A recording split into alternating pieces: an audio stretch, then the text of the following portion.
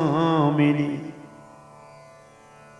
मेरा देखो दास, जन्म जन्म मोहि दीजियो श्री वृंदावन वास। सब द्वारन को छोड़ के राधे आयो तेरो द्वार। श्री वृषभानु की लाडली निग मेरी और निहार। श्री राधा रानी की जय, वृषभानु दुलारी की जय, कीर्तिदा कुमारी की जय। जय जय श्री राधे श्याम।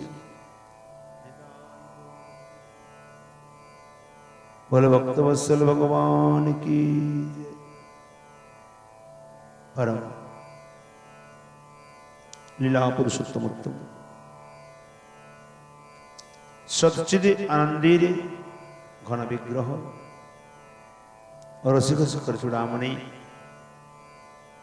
आनंद कंद श्रीवाल मुकुंद ललित साक्षात वाग्मय प्रतिमूर्ति पुराण चक्रवर्ती पुराण सम्राट पुराण मुकुटमणि श्रीमद् भागवत महापुराण ग्रंथ महाराज कल एकादशी महात्मा सम्बन्धी कथा कला सदन करছিলাম सेन कोई कहते अद्य नित्य कथामृतिर मातु चैतन्य चरितामृत ग्रंथे श्री कृष्णदास कविराज गोस्वामी पाद विरचित चैतन्य चरितामृत ग्रंथे आदि लीला दशम श्लोकेर আমরা অর্থ আস্বাদন করব। নবম শ্লোক পর্যন্ত আস্বাদন করেছিলাম।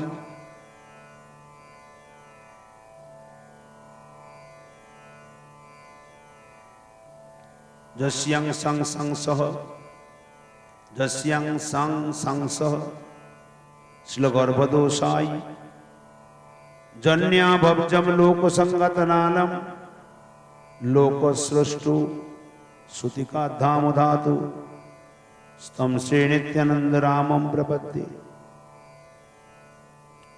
এখানে বলছেন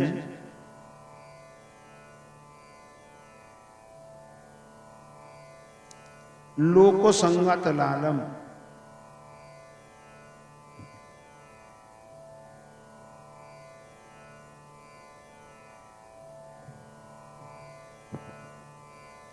चतुर्दश भुवनात्मक लोक समूह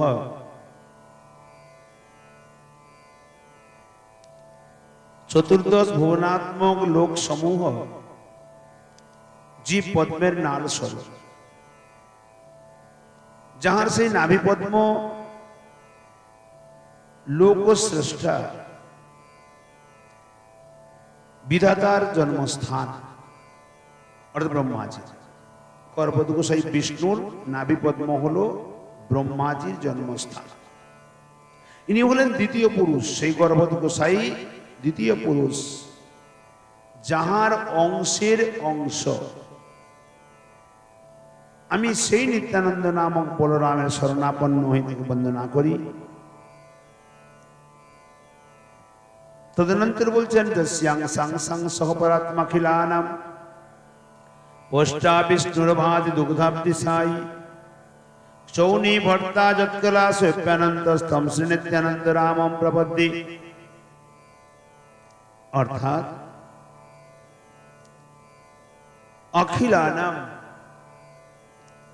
समष्टि व्यष्टि जीवीर अखिल शक्ति अनंत असंख्य जीवीर जिनी परमात्मा परात्मा अर्थे परमात्मा जिनी पोष्टा अर्थात पालन कर्ता अनंत जीवेर जिनी पालन कर्ता तिनी के ना दुग्धाब्दी साई क्षीराब्दी साई विष्णु।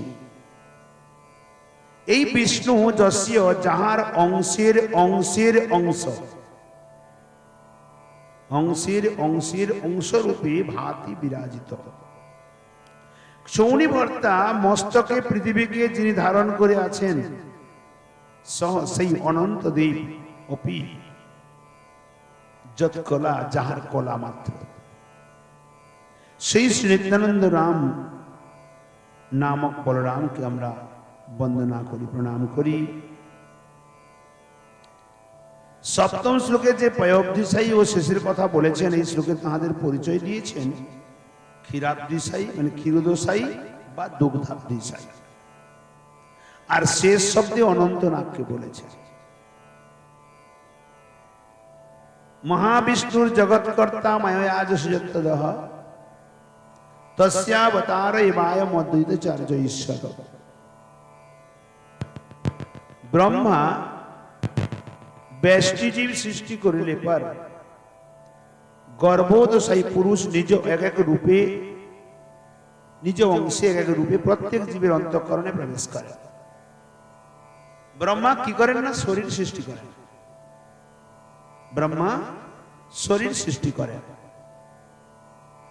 কিন্তু আত্মা তো স্বয়ং ভগবান থেকে আসে।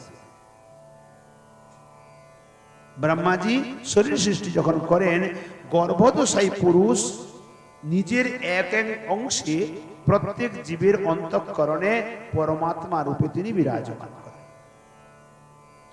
উনি কে না ক্ষীরাব্ধিসায়ী বিষ্ণু, ক্ষীরসাগর। প্রতি জীবের মধ্যস্থ এই স্বরূপই প্রতি জীবের অন্তর্যামী পরমাত্মা। তাহলে গর্ভোদশায়ী বিষ্ণুকে না ব্রহ্মাণ্ডের আত্মা, ক্ষীরাব্ধিসায়ী বিষ্ণু প্রতি জীবের পরমাত্মা। পূর্ব শ্লোকে পদ্মের মৃণালে চতুর্দশ ভুবনের অন্তর্গত যে ধরণী, আমরা এর পূর্বে আস্বাদন করেছিলাম। গর্ভোদশায়ী বিষ্ণুর নাভি পদ্ম থেকে যে পদ্ম উত্থিত হলো, তার উপরে ব্রহ্মাজি নিবাস করেন। আর এদিকে ওই নাভি নারী 14 ভুবন থাকে। এই চতুর্দশ ভুবনে এ হলো নাভি নার স্বরূপ।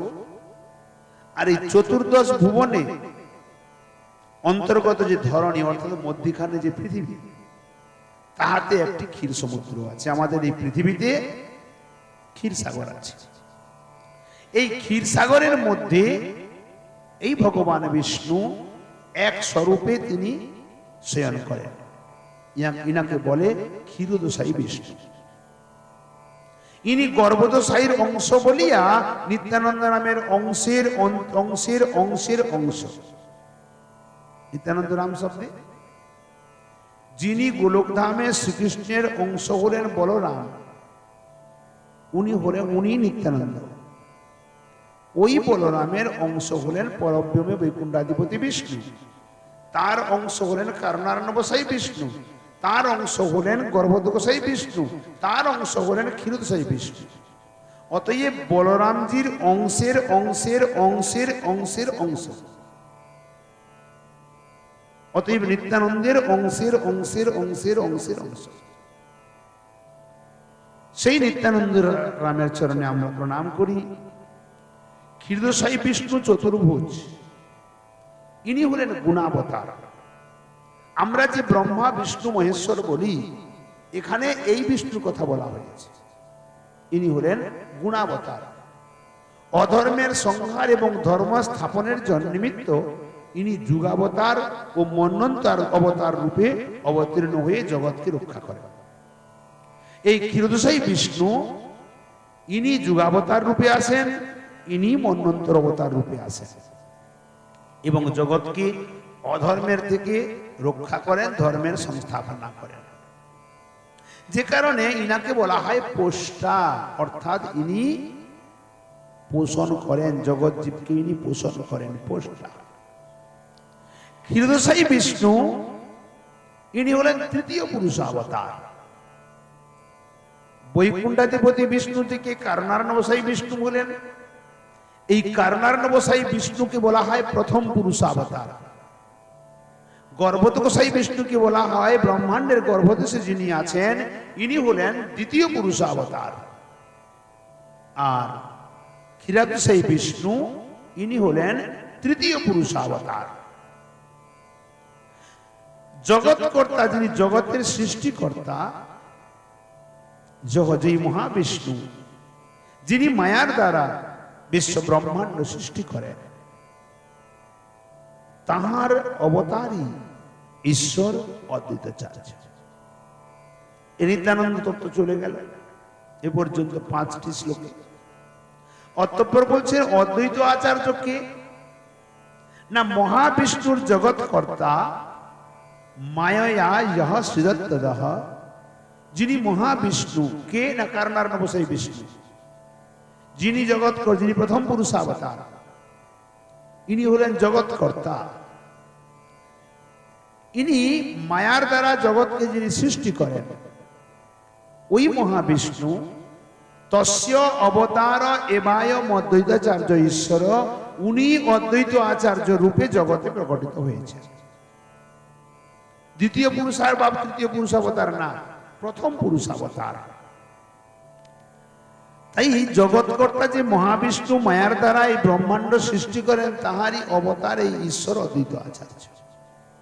এখন কিভাবে ব্যাখ্যা করছেন? কারণার নবসায়ী পুরুষের একটি নাম হলো মহাবিষ্ণু। কারণ সমুদ্রটা কোথায়? না বৈকুণ্ঠের চতুর্দিকে এক আছে জলনিধি, বৈকুণ্ঠের বাইরে এক বিশাল জলনিধি, যার নাম হলো কারণ সমুদ্র। এই কারণ সাগরে অনন্ত দেবের শয্যায় যে বিষ্ণু শয়ন করে আছেন, ইনি হলেন প্রথম পুরুষাবতার এবং মহাবিষ্ণু। ইনাকে পুরুষ কেন বলা হলো? না নিজের ইচ্ছা শক্তি থেকে সত রজ তম ত্রিগুণাত্মিকা মায়াকে ইনি সৃষ্টি করেছেন এবং মায়াতে ঈক্ষণ করে সংসারকে জগৎকে সৃষ্টি করেছেন। এজন্য মা মহামায়া হলেন প্রকৃতি, ইনি হলেন পুরুষ। সেই প্রথম পুরুষাবতারের এক নাম হলো মহাবিষ্ণু, যিনি মায়াতে শক্তি সঞ্চার করে মায়ার সাহায্যে সম্পূর্ণ বিশ্ব ব্রহ্মাণ্ডকে তিনি সৃষ্টি করেছেন। এই জন্য তাহাকে জগৎকর্তা বলা হয়েছে। সম্পূর্ণ জগতের জগৎকর্তা রূপে উনাকে বলা হয়েছে। অদ্বৈত আচার্য তাহারই অবতার, আচার্য অদ্বৈতপাদ উনারই অবতার। এই অদ্বৈতের তত্ত্ব। মহাবিষ্ণু হলেন ঈশ্বর, তাহার অবতার বলিয়া শ্রী অদ্বৈত ঈশ্বর। শ্রী ভগবান স্বয়ং শ্রীকৃষ্ণের বহিরঙ্গা শক্তির নাম মায়া। ভগবান শ্রীকৃষ্ণের বহিরঙ্গা যে শক্তি, তার নাম হলো মায়া। এই মায়া হলো জড় শক্তি, এর নিজস্ব কোনো ক্ষমতা নেই, এই হলো জড় শক্তি। মায়াকে প্রকৃতিও বলে।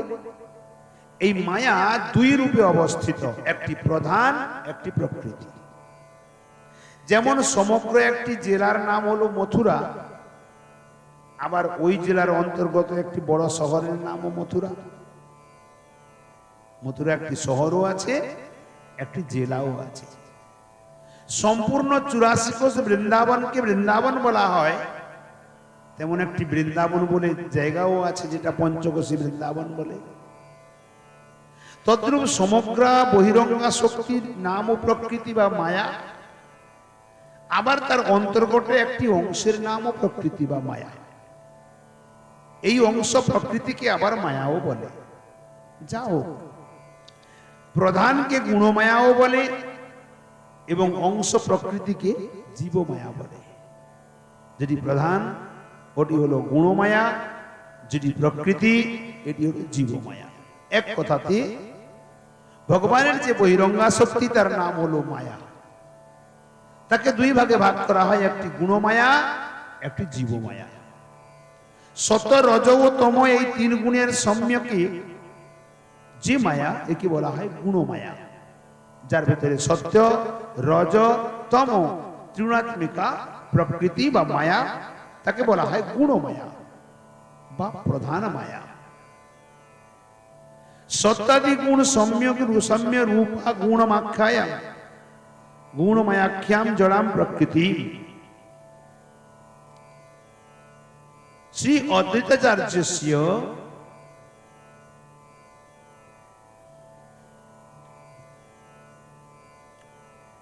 আবার বলছেন, যাহা অবশ্যই ঈশ্বরের শক্তিতে জীবের স্বরূপ জ্ঞানকে আবৃত করে। কি বললেন? ঈশ্বরের শক্তিতে অবশ্য রূপে জীবের যে স্বরূপগত জ্ঞান ওকে আবৃত করে রাখে, জীবকে মায়িক উপাধিযুক্ত করে, তাহাই হলো অংশ প্রকৃতি। প্রধান প্রকৃতি, অংশ প্রকৃতি। প্রধান প্রকৃতি সত্য রজতম ত্রিগুণাত্মিকা, আর অংশ প্রকৃতি সম্পূর্ণ সংসারে জীবকে, জীবের স্বরূপ জ্ঞানকে আবৃত করে রেখে মায়িক জগতের উপাধি যুক্ত অভিভূত করে রাখে, তার নাম হলো অংশ প্রকৃতি। জীবের উপরে তাহার আবরণাত্মিকা ও বিক্ষেপাত্মিকা শক্তিকে নিয়োজিত করে। জীবের উপরে আবরণের দ্বারা আর বিক্ষেপাত্মিকা শক্তির দ্বারা জীবকে নিয়োজিত করে বলে, জীবকে অবলম্বন করিয়া ইহার ক্রিয়া প্রকাশিত হয় বলিয়া এই অংশ প্রকৃতিকে জীবমায়া বলে। একে গুণমায়া বলে আর এককে জীবমায়া বলে। যে কারণে এই জীবমায়া জীবকে অবিদ্যা মায়ার জালে জড়িয়ে দেয় এবং সংসারের মধ্যে নিক্ষেপ করে। ইচ্ছা শক্তি, জ্ঞান শক্তি ও ক্রিয়া শক্তি, এই তিনটি শক্তি মহাবিষ্ণুর আছে। মহাবিষ্ণু এবং স্বয়ং সৃষ্টির প্রারম্ভে দৃষ্টি ধারা জীব মায়াতে তিনটি শক্তি সঞ্চারিত করে। যে জীব মায়া, তার মধ্যে প্রথমে কি হলো? ভগবানের কাছ থেকে সৃষ্টি হলো মায়া। এই মায়া আবার দুই ভাগে ভাগ হলো, এক গুণমায়া, এক জীবমায়া। সত্য রজতম ত্রিগুণাত্মিকা মায়া এ হলো গুণমায়া, যে জীবকে গুণেতে আবদ্ধ করে। আর জীবমায়া সাংসারিক জগতে জীবের নিজের স্বরূপানুবন্ধী যে জ্ঞান তাকে ঢেকে রেখে মোহমায়াতে জড়িয়ে সংসারে ডুবিয়ে দেয়। কিন্তু ভগবানের যে তিনটি শক্তি, জ্ঞান শক্তি, ইচ্ছা শক্তি, ক্রিয়া শক্তি, মহাবিষ্ণু সৃষ্টির সময়ে দৃষ্টির দ্বারা জীবমায়াতে তিনটি শক্তি সঞ্চার করে দেয়। তাহাদের জীবমায়া সৃষ্টিকারণে শক্তি লাভ করে। কি কি শক্তি দেন? না, ইচ্ছা শক্তি, জ্ঞান শক্তি আর ক্রিয়া শক্তি। মায়া ছিল জড়, জড় মায়াতে এই তিনটি শক্তি ভগবান আধান করার পরে তখন সে সৃষ্টিকারণে শক্তি লাভ করে। ওই সময়ে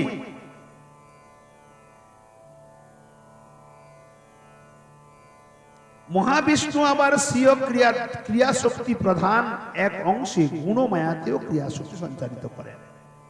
মহাবিষ্ণু নিজের যে ক্রিয়া শক্তি প্রধান, সে গুণমায়াতেও এক অংশে সঞ্চারিত করেন। মহাবিষ্ণুর এই ক্রিয়া শক্তি প্রধান অংশই হলেন অদ্বৈত আচার্য। কি বললেন? মহাবিষ্ণুর এই যে ক্রিয়া শক্তি, এক ইচ্ছা শক্তি, জ্ঞান শক্তি ও ক্রিয়া শক্তি, এই ক্রিয়া শক্তি প্রধান অংশই হলেন শ্রী অদ্বৈত আচার্য। ইহা অদ্বৈতের তত্ত্ব। শ্রী অদ্বৈতের শক্তিতে সত্যাদি গুণত্রয়ের সাম্যাবস্থা বিক্ষুব্ধ হয়।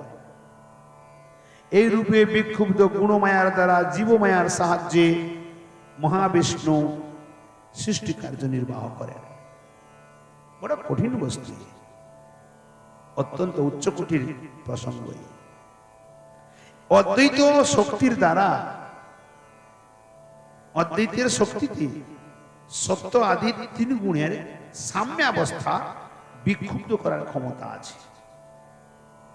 এই রূপে বিক্ষুব্ধ গুণমায়ার দ্বারা জীবমায়ার সাহায্যে স্বয়ং মহাবিষ্ণু সম্পূর্ণ সৃষ্টি কার্যকে নির্বাহ করেন। এই যে বিশেষ আলোচনাটি আদিলীলা পঞ্চম পরিচ্ছেদের 50 নম্বর পেয়ারে একে দেখা যাবে। আগের দিকে আলোচনা করেছেন। এখন বলছেন অদ্বৈতম হরিনাথ দ্বৈতাচার্যম ভক্তি সংসনাথ ভক্তাবতারমে সমতম দ্বৈতাচার্যম আশ্রয়ে। পঞ্চতত্ত্বাত্মকম কৃষ্ণম ভক্ত রূপ স্বরূপকম ভক্ত্যাবতারম ভক্তাখ্যম নমামি ভক্ত শক্তিকাম। অর্থাৎ অদ্বৈত আচার্যস্য সার্থক নামত্বমাহ অদ্বৈতম হরিণা হরিণেতি ইত্যাদি না। হরি না ইত্যাদি না অর্থাৎ শ্রী অদ্বৈত আচার্যের নাম অদ্বৈত, এটা এই শ্লোকের মধ্যে সার্থক করেছে। হরিণা সহ অদ্বৈতাৎ অভিন্নত্বাৎ, শ্রী হরির সহ অদ্বৈত আচার্য অভিন্ন। অংশাংশিনো বেদ ভেদাধেতুর যহ অদ্বৈতস্তম, অংশ অংশীর মধ্যে যে অভেদ, মহাবিষ্ণু অদ্বৈত আচার্যের মধ্যে যে অভেদ, এ হলো অদ্বৈত। भक्ति संसनादन कृष्ण भक्ति उपदेश दातृत्वादेत जो आचार्य इति ख्यातस्तम भक्तावतारम ईश्वरास अंशत्तात स्वयं ईश्वरोपि जह भक्त रूपेण अवतीर्णस्तम ईश अद्वैत आचार्य अहम आश्रयी तस्याश्रयम अहम काम इति अर्थ। अर्थात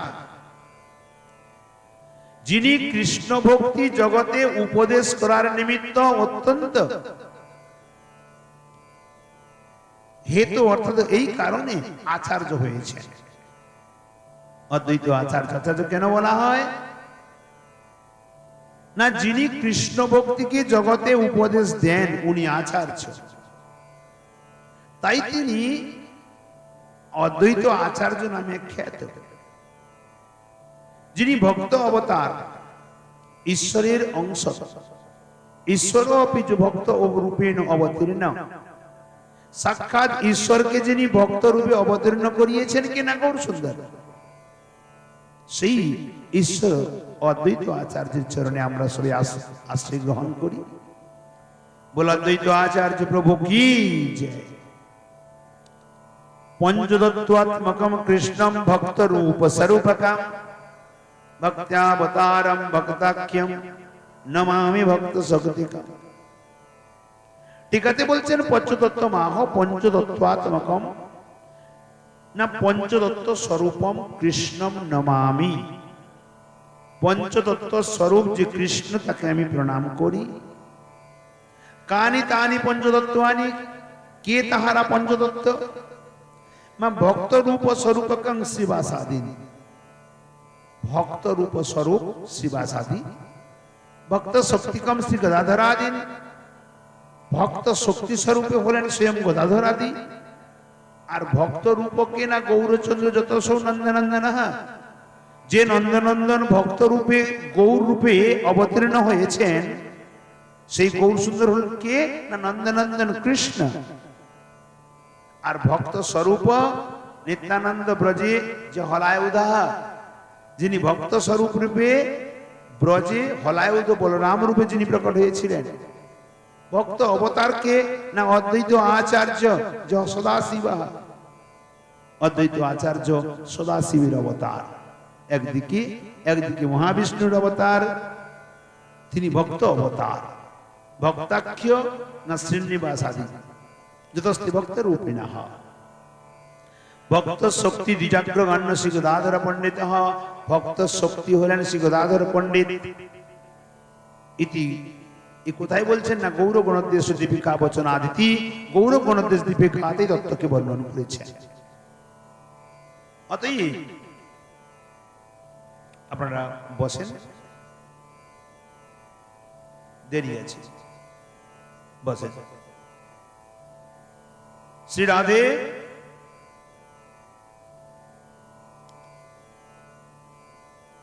ভক্তবৎসল ভগবান কি। ক্রম সন্দর্ভে বলছেন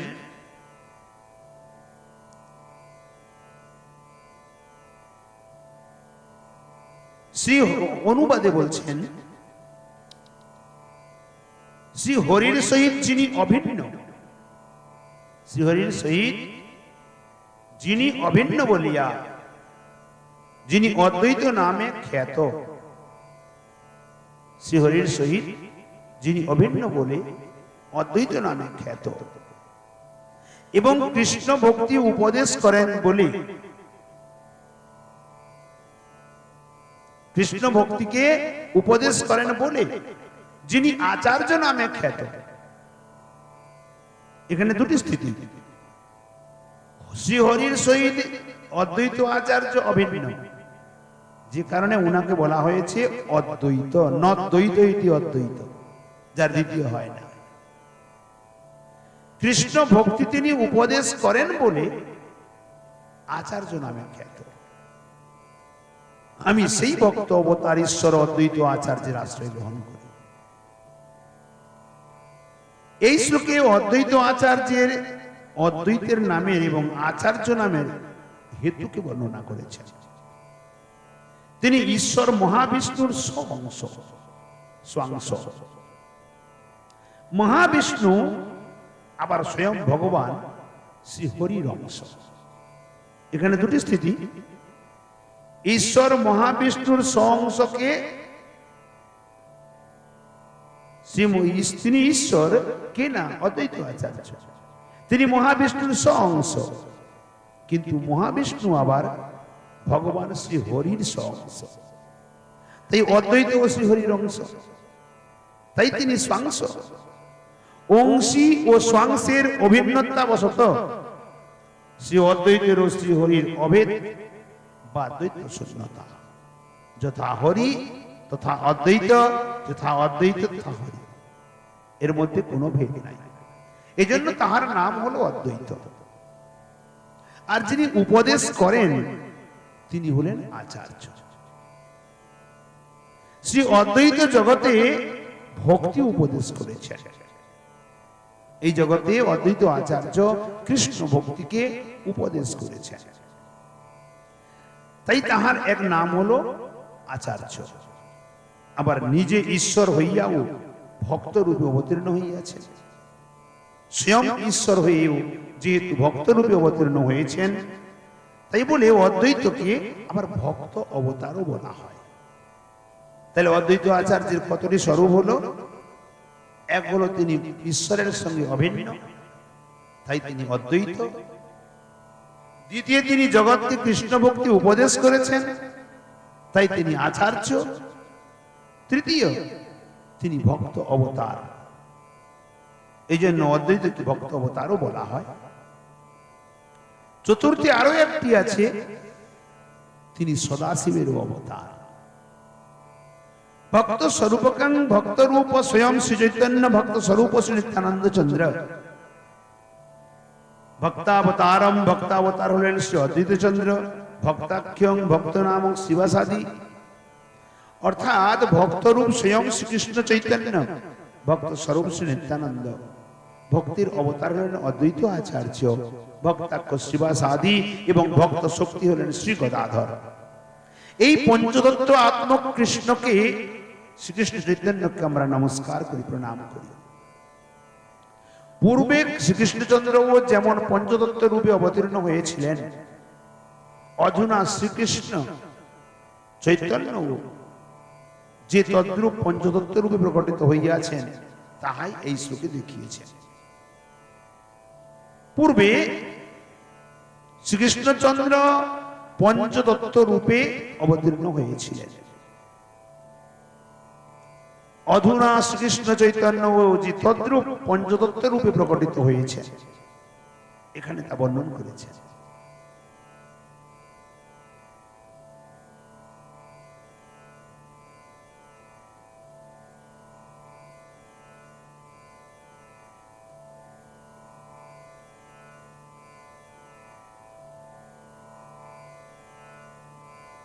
बोलो भक्तवत्सल भगवान की जय। जत पूरा कृष्णचंद्र पंचतत्वात्मकोऽपि सन् जातो प्रकटताम तद्वत् गौरव प्रकटताम या। गौरवपूर्ण दीपिकाते বলছেন, স্বয়ং ভগবান শ্রীকৃষ্ণ স্বয়ং রূপ ব্যতীত নিজের ইচ্ছা শক্তির প্রভাবে অপর চারি রূপে আত্মপ্রকট করেন। অপর চারি রূপ কি প্রকার? এই চারি রূপই যে বিলাস অবতার, অবতার, ভক্ত অবতার ও শক্তি অবতার।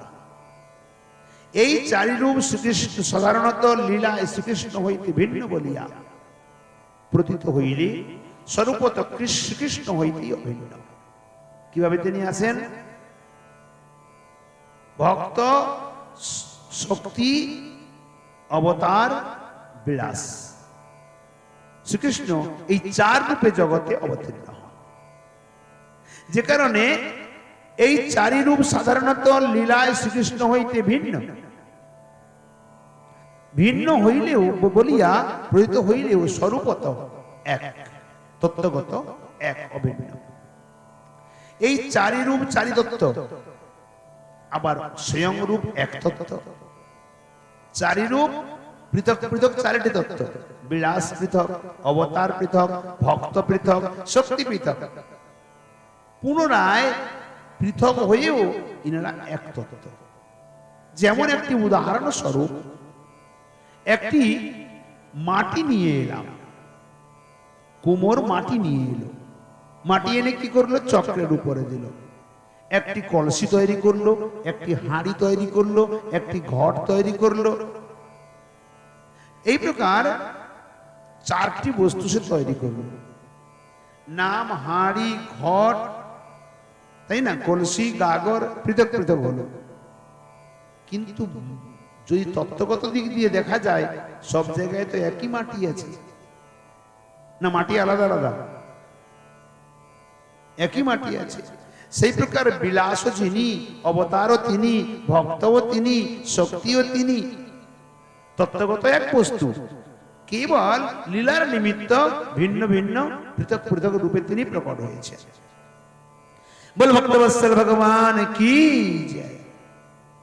অতএব এখানে এই কথাটি কি বলছেন? মোট পাঁচ তত্ত্ব, মূল এক তত্ত্বই পাঁচ তত্ত্বে অভিভক্ত। ঠিক এই প্রকার গৌরসুন্দরের লীলাতেও ভক্ত, শক্তি, অবতার, প্রকাশ, অর্থাৎ গৌরসুন্দর, নিত্যানন্দ প্রভু, নিত্যানন্দ চন্দ্র, অদ্বৈতাচার্য, গদাধর পণ্ডিত, শ্রীবাস পণ্ডিত, ইনারা পৃথক পৃথক রূপে লীলা করলেও তত্ত্বগত ভাবে এক বস্তু। নবদ্বীপ লীলার স্বয়ং রূপ নন্দনন্দন শ্রীকৃষ্ণ। শ্রীকৃষ্ণ চৈতন্য রূপে অবতীর্ণ হলেন নবদ্বীপ লীলাতে। স্বয়ং নন্দনন্দন শ্রীকৃষ্ণ চৈতন্য রূপে অবতীর্ণ হলেন। তিনি ভক্ত অবতার অঙ্গীকার করিয়াছেন বলিয়া নিজে ভক্ত রূপ, স্বয়ং ভক্ত রূপে অবতীর্ণ হয়েছে, তাই তিনি ভক্ত রূপ। নবদ্বীপে ইনি মূল তত্ত্ব। নবদ্বীপে গৌরসুন্দরী হলেন মূল তত্ত্ব।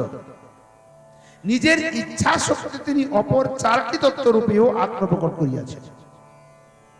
স্বয়ং গৌরসুন্দর নিজের ইচ্ছা শক্তিতে তিনি আরো চারটি রূপে আত্মপ্রকট করলেন।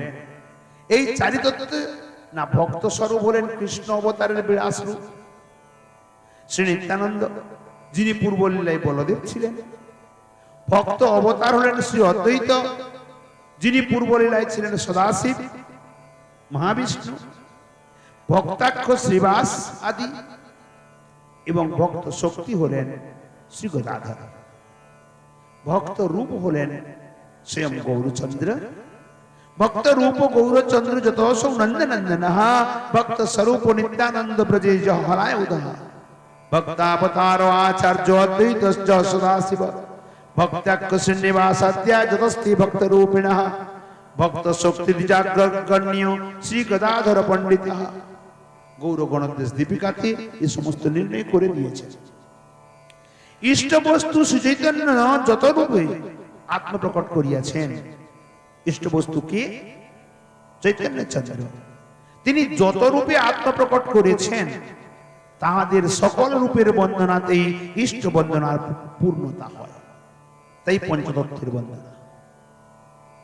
এই শ্লোকটিও ইষ্ট বন্দনা রূপ মঙ্গলাচরণের অন্তর্ভুক্ত। অতঃপর জয়তাং সুরতৌ পঙ্গুর মম মন্দমতের গতি, মৎসর্বস্বদাম্বোজৌ রাধা মদন মোহন। পঙ্গু, গতি শক্তিহীন যিনি পঙ্গু, চলতে পারে না। মন্দমতে না মন্দ বুদ্ধি যারা, মম আমার গতি একমাত্র গতি যাহার, মত সর্বস্ব পদম ভোজৌ, যাহাদের শ্রী পাদ পদ্মই আমার সর্বস্ব, সুরতৌ সেই পরম দয়ালু শ্রী রাধা মদন মোহন, শ্রী রাধা ও মদন শ্রী মদন মোহন জয়তাং জয় যুক্ত হন। গ্রন্থকার শ্রী মদন মোহন রাধা মদন মোহনের মঙ্গলাচরণ করেছেন, বন্দনা করেছেন এবং এখানে এতটা বিনম্রতা দেখা যায় গ্রন্থকারকে, বিনম্রতার চরমতম সীমা। কি বলছেন তিনি? হে প্রভু, আমি পঙ্গু, আমি গতিশক্তিহীন, আমি মন্দবুদ্ধি, এ তাদের আমার একমাত্র গতি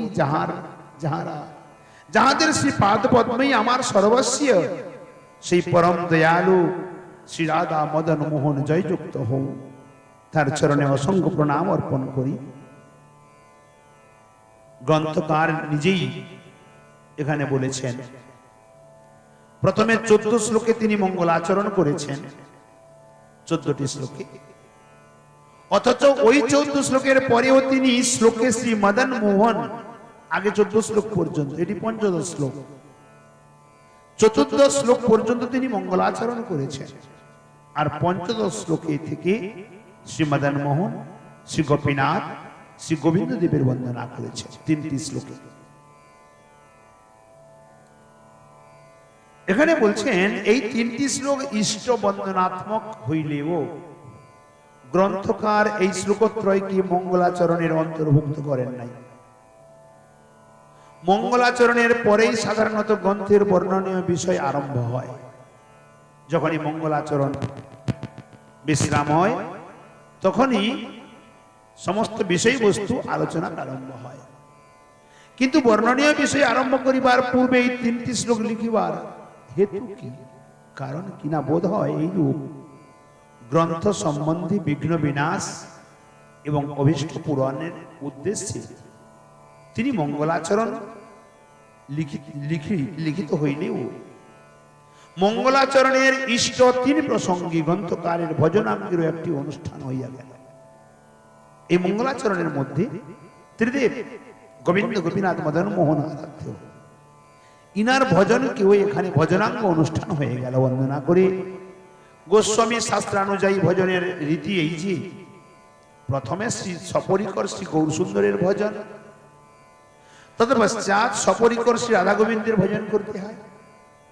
অর্থাৎ আমাদের গৌড়ীয় সম্প্রদায়ের ভজনের যে পদ্ধতি, প্রথমে গৌরানুগত্যে, তৎপশ্চাৎ ব্রজ আনুগত্যে ভজন করা অজাতরতি সাধকের পক্ষে বিধির স্মৃতিতেই এই ক্রম রক্ষিত হইয়া থাকে। যারা অজাতরতি সাধক তাদের পক্ষে এই বিধি বা এই নিয়মটি যদি রক্ষা করে তখন ক্রম রক্ষা হয়ে যায়। কিন্তু গ্রন্থকার শ্রী কবিরাজ গোস্বামীর ন্যায় সিদ্ধ ভক্তের পক্ষে বিধির শাসন ব্যতীত আপনা আপনি ক্রমানুযায়ী ভজন স্ফুরিত হয়। যিনারা সিদ্ধ ভক্ত, সিদ্ধ, তাদের নিমিত্ত এই ক্রম রাখার আবশ্যক পড়ে না। কিন্তু এখানে আপনা আপনি ক্রমানুযায়ী ভজন তার স্ফুরিত হয়েছে। শ্রী ঠাকুর মহাশয়ও বলেছেন, গৌরাঙ্গ গুণেতে ছুরি নিত্য লীলা তার স্ফুরে, গৌরাঙ্গ গুণেতে ঝুরি নিত্য লীলা তার স্ফুরে, সেজন ভক্তি অধিকারী। কবিরাজ গোস্বামীও পরে বলেছেন, কৃষ্ণলীলামৃতসার তার শত শতধার, দশদিক বহে যাহা হইতে। কি বললেন? কৃষ্ণলীলামৃতসার তার শত শতধার, কৃষ্ণলীলামৃত সারের যে অমৃত তার শত শত ধার প্রবাহিত হয়ে চলেছে। কিভাবে না, 10 দিক বহে যাহা হইতে, 10 দিকে প্রবাহিত হয়। সে গৌরাঙ্গ লীলা হয় সরোবর অক্ষয়, মনহংস চরাহ তাহাতে। কবিরাজ গোস্বামী পাদিপদ বর্ণনা করেছেন। সে গৌরাঙ্গ লীলা অক্ষয় সরোবর মনরূপী রাজহংসকে তার মধ্যে বিচরণ করাও। গৌরলীলায় ডুব দিতে পারলে ব্রজলীলা আপনা আপনি স্ফুরিত হয়। যে গৌরাঙ্গের নাম লয় তার হয় প্রেমোদয়। এখানে কি বললেন? গৌরাঙ্গ গুণেতে ঝুরে নিত্য লীলা তার স্ফুরে। যে গৌরাঙ্গের গুণেতে ঝুরতে থাকে, কাঁদতে পারে, তার প্রেমেতে ডুবতে পারে, নিত্য শ্রী রাধা গোবিন্দের লীলা তার হৃদয়ে শত সংস্ফূর্তি প্রাপ্ত হয়। অতএব সে গৌরাঙ্গ লীলা হয় সরোবর অক্ষয়।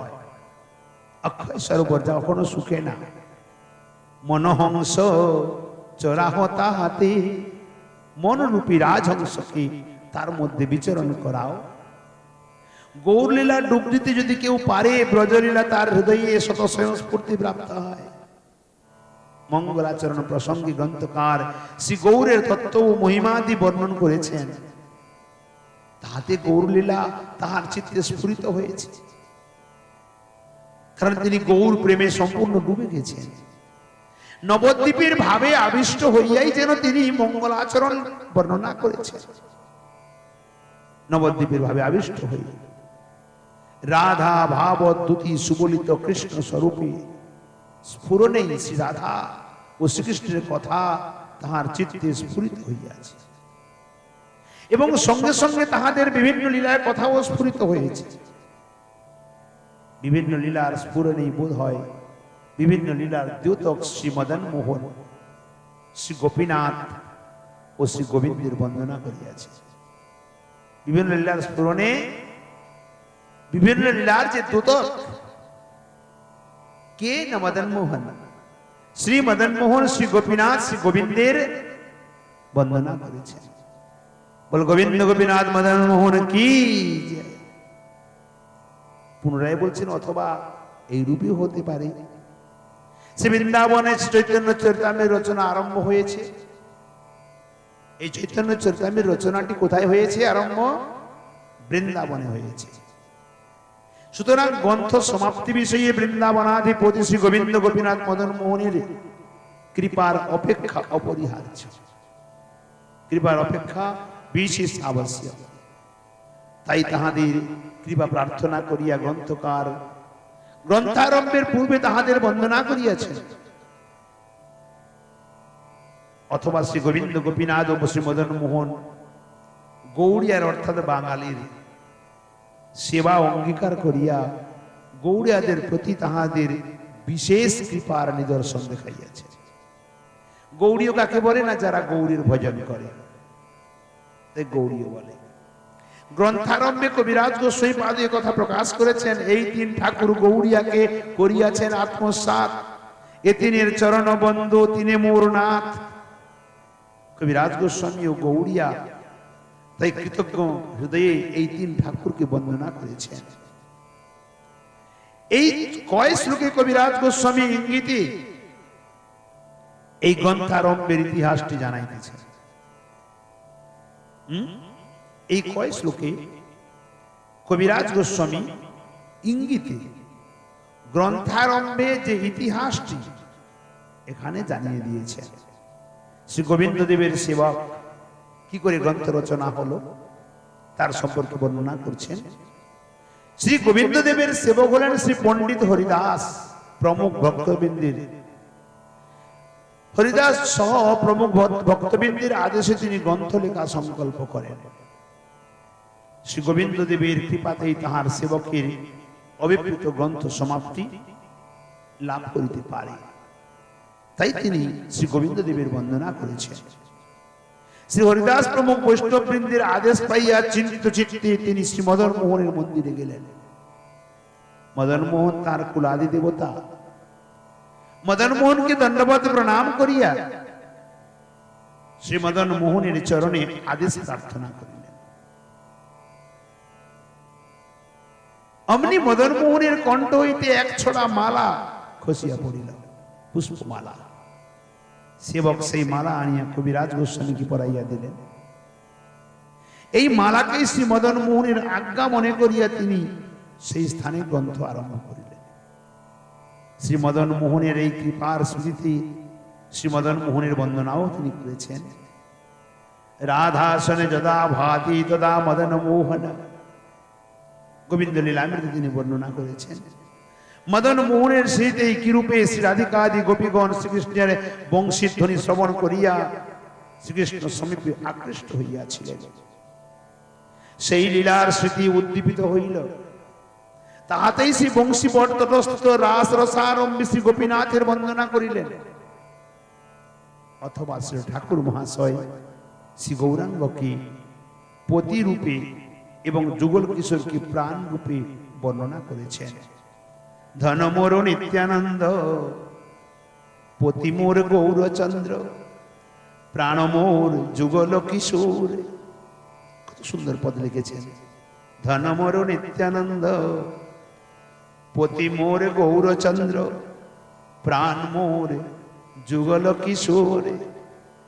পত্নীর প্রাণহীন দেহকে যেমন পতি আদর করে না, বরং ঘর হইতে বাহির করিয়াই দেয়, তদ্রূপ শ্রী যুগল কিশোরের স্মৃতিহীন লোকের প্রতিও শ্রী গৌর সুন্দরের কৃপা থাকিতে পারে না।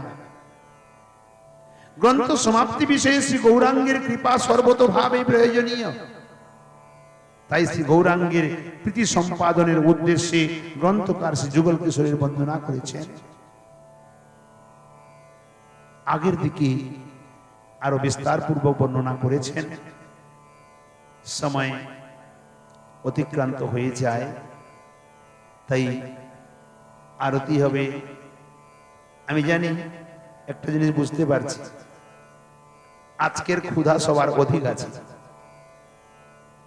আজকে উদর পূর্তি হবে না, ক্ষুধা অধিক আছে। যারা লাইফে আছেন, আজকে লাইফে অনেকে আছেন, আমি বুঝতে পারছি, তাই তাদের কাছেও নিবেদন করব, আর তের সময় অতিক্রান্ত করে লাভ নেই। এ বিষয়ে আরো বিস্তার বর্ণনা আছে, আমরা আগামীকাল আস্বাদন করব। যারা লাইফে আছেন তাদের কাছে আমি নিবেদন করি, আপনারা 7টা থেকে 7:15 মধ্যে লাইফে চলে আসেন। আজকে শ্রী রাধা মাধবের দ্বাদশী ভক্ত সেবার যে আয়োজন ছিল হয়ে গেছে, প্রসাদ বিতরণ হয়ে গেছে সন্ধ্যার সময়, যে কারণে একটু বিলম্বও হয়েছে। দ্বাদশীতে অনেকে সেবার জন্য, যেমন প্রতি দ্বাদশীতে পাঠান, এবারেও পাঠিয়েছেন সেবার জন্য, আর্থিক ব্যবস্থা, আর্থিক সহযোগ দিয়েছেন। যারা লাইফে আছেন বা যারা শ্রবণ করছেন তাদেরকেও বলবো, আপনারা ব্রজধামে প্রত্যেক দ্বাদশীতে ভক্ত সেবায় সহযোগ দেওয়ার জন্য চেষ্টা করেন। আর্থিক সহযোগ, যেটা ঘরে বসে শ্রীরাম বৃন্দাবনে ভক্ত সেবার সৌভাগ্য লাভ হবে, আমাদের যেমন চলতে আছে। তাই আমি এই নিবেদন করে আজকে কথা আমরা এখানে বিশ্রাম দেব। একটু কীর্তন করবো আমরা, আপনারা কেউ যাবেন না, সবাই কীর্তন করবেন। খোল দাও, বলো ভক্তবৎসল ভগবান কি জয়। জয় জয় রাধে কৃষ্ণ গোবিন্দ, জয় জয় রাধে কৃষ্ণ গোবিন্দ। রাধে গোবিন্দ, রাধে গোবিন্দ, রাধে গোবিন্দ, রাধে গোবিন্দ। জয় জয় রাধে কৃষ্ণ গোবিন্দ, জয় জয় রাধে কৃষ্ণ গোবিন্দ। জয় জয় শ্যাম সুন্দর মদন মোহ বৃন্দাবন চন্দ্র, জয় জয় রাধা রমণ রাস বিহারী শ্রী গোকুলানন্দ। জয় জয় রাধা কান্ত রাধা বিনোদ শ্রী রাধে গোবিন্দ। জয় জয় শ্রী বিনোদিনী ভানুকুলচন্দ্র। জয় জয় ললিতা বিশাখা আদি যত সখী। জয় জয় শ্রীরূপ মঞ্জরি আদি মঞ্জরীয় নন্দ। জয় জয় পূর্ণমাসী কুন্দ লতা জয় বীরাবৃন্দ। তোমরা সবে মিলে কর দয়া আমি অতি মন্দ। আমায় কৃপা করে দাও হে যুগলে চরণারবিন্দ। যেন ব্যাকুল প্রাণে গাইতে পারি হারাধে গোবিন্দ। গাইতে পারি হারাধে গোবিন্দ। যেন গাইতে পারি হারাধে গোবিন্দ। গাইতে পারি হারাধে গোবিন্দ। যেন গাইতে পারি হারাধে গোবিন্দ। জয় জয় রাধে কৃষ্ণ গোবিন্দ। জয় জয় রাধে কৃষ্ণ রাধে কৃষ্ণ গোবিন্দ। শ্রী গৌরাঙ্গ নিত্যানন্দ শ্রী অদ্বৈত চন্দ্র গদাধর শিবাসাদি গৌর ভগত বৃন্দ। জয় শ্রী গৌরাঙ্গ নিত্যানন্দ শ্রী অদ্বৈত চন্দ্র গদাধর শিবাসাদি গৌর ভগত বৃন্দ। জয় শ্রী কৃষ্ণ চৈতন্য প্রভু নিত্যানন্দ। হরে কৃষ্ণ হরে রাম শ্রী রাধে গোবিন্দ। জয় শ্রী কৃষ্ণ চৈতন্য প্রভু নিত্যানন্দ। হরে কৃষ্ণ হরে রাম শ্রী রাধে গোবিন্দ। হরে কৃষ্ণ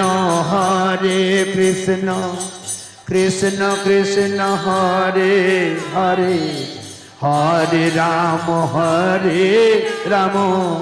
রাম রাম হরে হরে।